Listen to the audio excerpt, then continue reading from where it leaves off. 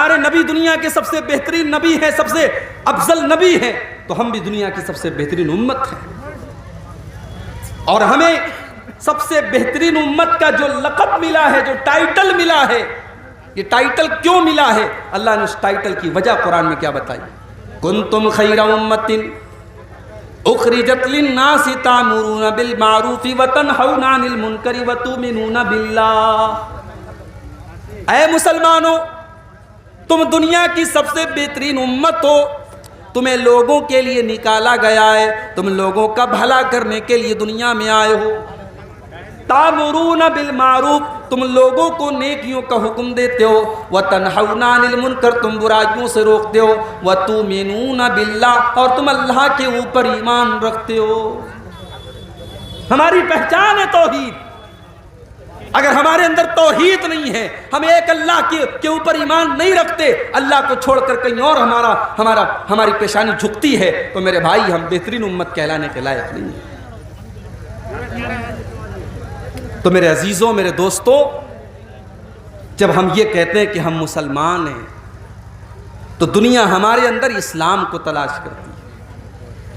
دنیا قرآن نہیں پڑھے گی، دنیا حدیث بعد میں پڑھے گی، دنیا ہمارے نبی کی سیرت بعد میں پڑھے گی، دنیا پہلے ہمارا کردار دیکھے گی، ہمارا اخلاق دیکھے گی، دنیا پہلے ہمیں دیکھے گی اور ہم سے اندازہ لگائے گی کہ مسلمان ایسے ہوتے ہیں، اس کا مطلب اسلام ایسا ہوتا ہے۔ ہمیں اور آپ کو اپنی ذمہ داریوں کا احساس ہونا چاہیے میرے بھائی۔ ہمارے پیارے نبی کو جب اپنی ذمہ داریوں کا احساس ہوتا تھا، اللہ کے پیارے نبی کی آنکھوں میں آنسو آ جاتے تھے۔ بخاری کے الفاظ ہیں، اللہ کے پیارے نبی حضرت عبداللہ بن مسعود سے کہتے ہیں، اقرأ علی القرآن، اے عبداللہ تم مجھے قرآن پڑھ کے سناؤ۔ حضرت عبداللہ قرآن کے بڑے اچھے قاری تھے، قرآن کے بڑے اچھے قاری تھے حضرت عبداللہ بن مسعود، قرآن کے حافظ تھے۔ آج اچھے اچھے مولانا لوگوں کو دیکھتا ہوں کہ اپنے بچوں کو عالم نہیں بنانا چاہتے۔ پوچھو بیٹا کہاں پڑھتا ہے؟ کہتے کانوینٹ میں پڑھتا ہے۔ بیٹا کیا کر رہا ہے؟ انجینئرنگ کر رہا ہے۔ بیٹا کیا کر رہا ہے؟ MBBS کر رہا ہے۔ بہت اچھی بات ہے، ہمیں اچھے ڈاکٹروں کی بھی ضرورت ہے، ہمیں انجینئروں کی بھی ضرورت ہے، ہمیں اچھے وکیلوں کی بھی ضرورت ہے میرے بھائی۔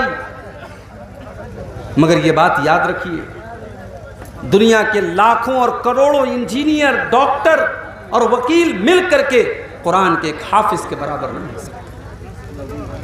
یہ مدرسے میں پڑھنے والے بچے جو قرآن کے حافظ ہوتے ہیں، جو قرآن پڑھتے ہیں، جو دن رات بیٹھ کر کے قرآن و حدیث پڑھتے ہیں، یونیورسٹی میں اور کالج میں پڑھنے والا اپ ٹو ڈیٹ لڑکا، چاہے وہ کتنا ٹیلنٹڈ ہو جائے اور کتنا ہی قابل نہ ہو جائے اور لاکھوں کروڑوں کمانے والا نہ ہو جائے، اس قرآن کے حافظ کے برابر نہیں ہو سکتا۔ عبداللہ بن مسعود قرآن کے قاری ہیں، اتنا اچھا قرآن پڑھتے ہیں کہ اللہ کے نبی کہا کرتے تھے جس کو قرآن بالکل تر و تازہ سننا وہ عبداللہ سے قرآن سن لے۔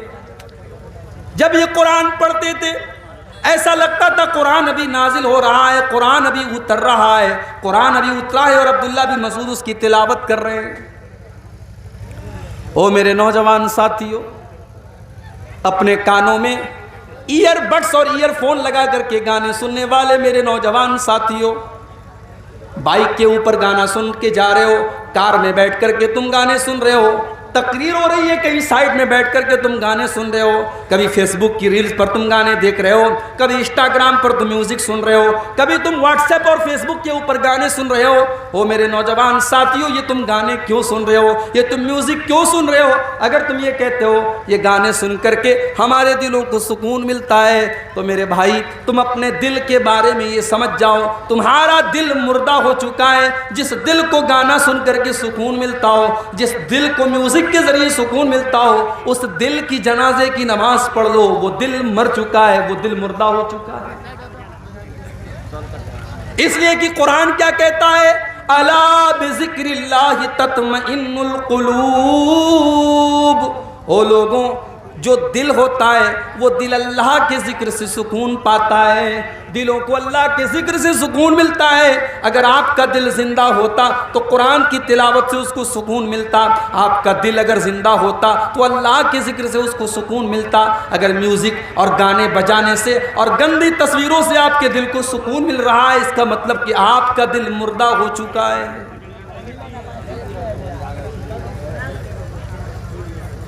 عبداللہ بن مسعود رضی اللہ تعالیٰ عنہ، اللہ کے پیارے نبی کہتے ہیں عبداللہ تم قرآن پڑھ کے سناؤ۔ حضرت عبداللہ کہتے ہیں اے اللہ کے نبی میں آپ کو قرآن پڑھ کے سناؤں؟ یہ قرآن تو آپ ہی کے اوپر اترا ہے، میں کیسے آپ کو قرآن پڑھ کے سناؤں؟ اللہ کے پیارے نبی نے فرمایا اے عبداللہ صحیح بات ہے کہ قرآن میرے اوپر اترا ہے، مگر آج میں قرآن کسی اور کی زبان سے سننا چاہتا ہوں۔ اے عبداللہ تم قرآن کی تلاوت کرو، میں سننا چاہتا ہوں۔ حضرت عبداللہ کہتے ہیں میں سورہ نساء کی تلاوت کرنے لگا، سورہ نساء میں پڑھنے لگا، میں تلاوت کرتا چلا جا رہا ہوں، اللہ کے نبی غور سے سنتے چلے جا رہے ہیں۔ جب میں سورہ نساء کی تلاوت کرتے کرتے جب میں اس کی اس آیت کے اوپر پہنچا فَكَيْفَ إِذَا جِئْنَا مِنْ كُلِّ أُمَّةٍ بِشَهِيدٍ وَجِئْنَا بِكَ عَلَىٰ هَٰؤُلَاءِ شَهِيدًا۔ اے نبی آپ کا کیا حال ہوگا جب ہم ہر امت میں سے ایک گواہ کو لائیں گے، اور اے نبی کل قیامت کے دن ہم آپ کو آپ کی امت کے اوپر گواہ بنا کر کے لائیں گے۔ اللہ کے نبی جب اس آیت کو سنتے ہیں آپ کو اپنی ذمہ داری کا احساس ہونے لگتا ہے، آپ کے دل میں یہ خیال آتا ہے کل قیامت کے دن میری امت کے بارے میں مجھ سے پوچھا جائے گا۔ اللہ کے نبی کی آنکھوں سے آنسو بہنے لگتے ہیں، اللہ کے نبی رونے لگتے ہیں، اور آپ کہتے ہیں کہ عبداللہ بس کرو، اے عبداللہ رک جاؤ۔ حضرت عبداللہ کہتے جب میں نے نظریں اٹھا کے دیکھی فَإِذَا عَيْنَاهُ تَذْرِفَانِ، اللہ کے نبی کی آنکھوں سے آنسو بہ رہے تھے، اللہ کے نبی رو رہے تھے، آپ کو اپنی ذمہ داری کا احساس تھا۔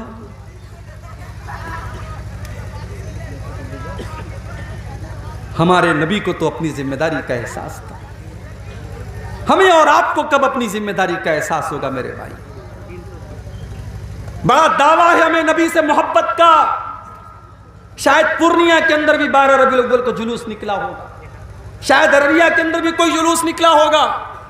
ایک سال میں 12 ربیع الاول کے موقع پر مالدہ میں تھا، بڑا پورا کلیا چک اور پورا مالدہ کی سڑکیں بھری ہوئی تھی رسول کے عاشقوں سے، رسول کے چاہنے والوں سے۔ بڑے دعوے ہیں صاحب ہمیں رسول سے محبت کے، کوئی گھروں کو سجا رہا ہے، کوئی گھروں میں جھنڈے لگا رہا ہے، کوئی بائک پہ جھنڈی لگا رہا ہے، کوئی ڈی جے بجا رہا ہے، کوئی نبی کی نعتیں بجا رہا ہے، کوئی ہرے رنگ کا کپڑا پہن کے نکلے ہوئے ہیں۔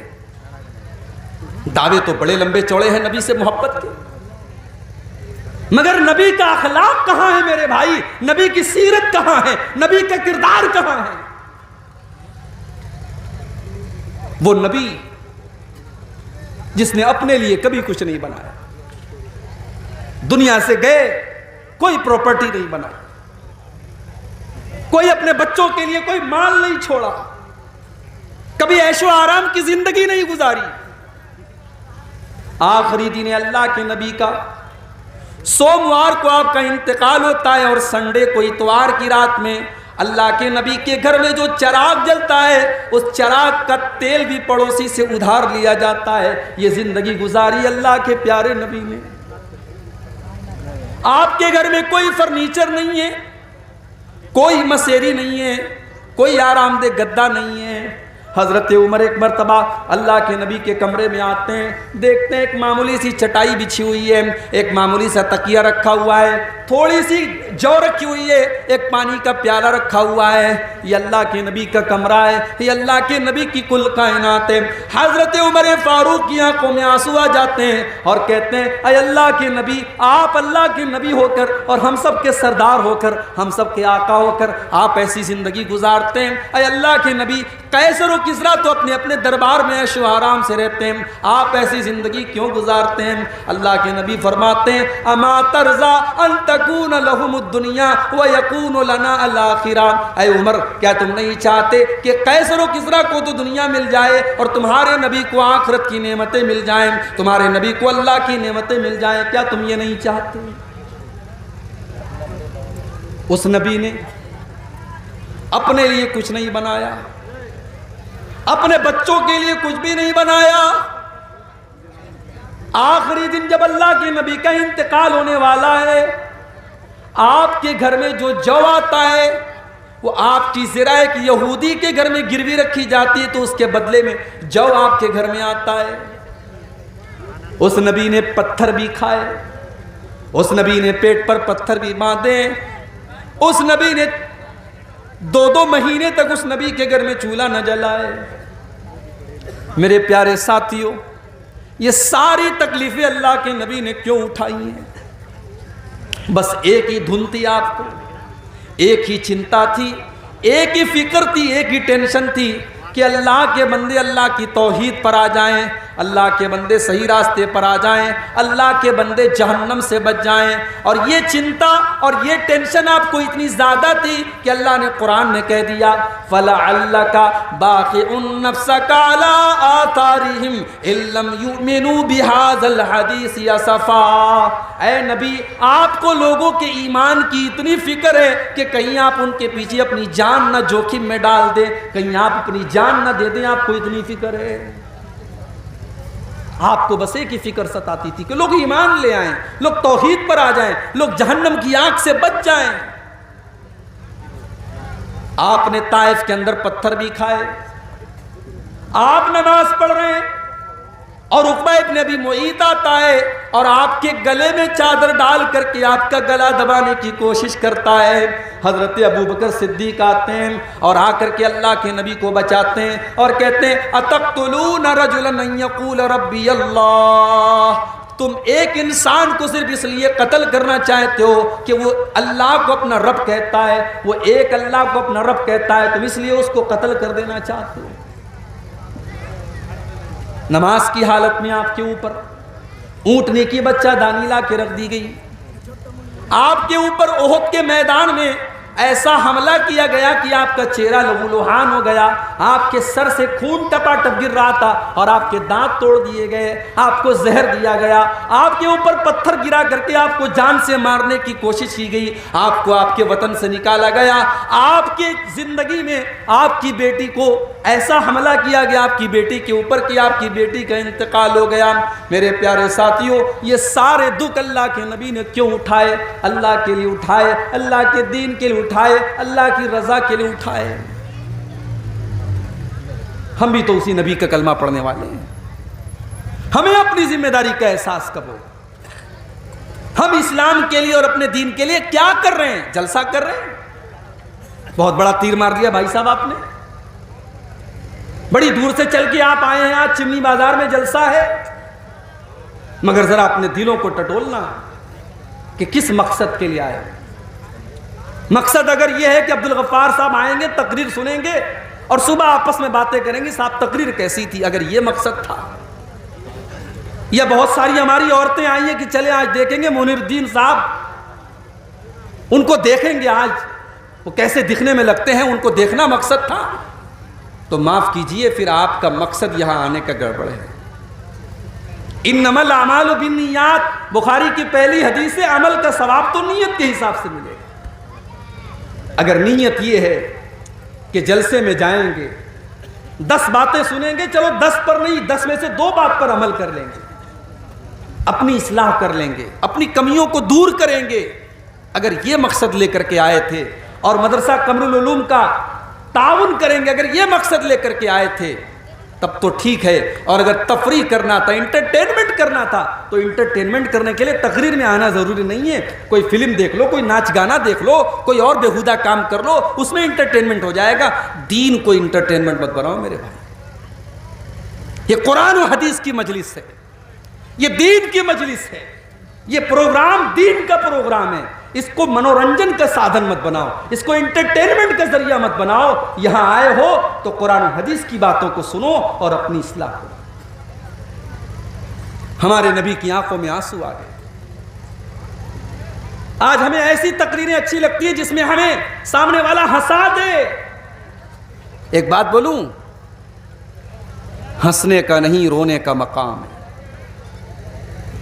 یہ جو ہم لوگ ہنستے ہیں نا، ہنسنا منع نہیں ہے شریعت میں، مگر جو لوگ ہمیشہ ہنستے رہتے ہیں، موبائل پر دیکھو تو جوک لگا کے سنتے ہیں، کامیڈی والے پروگرام سنتے ہیں، کہتے ہیں صاحب میں ہنستا رہتا ہوں۔ ایک حدیث آپ کو سنانے جا رہا ہوں، بڑے غور سے سنیے گا، زیادہ ہنسنے سے بھی دل مردہ ہو جاتا ہے۔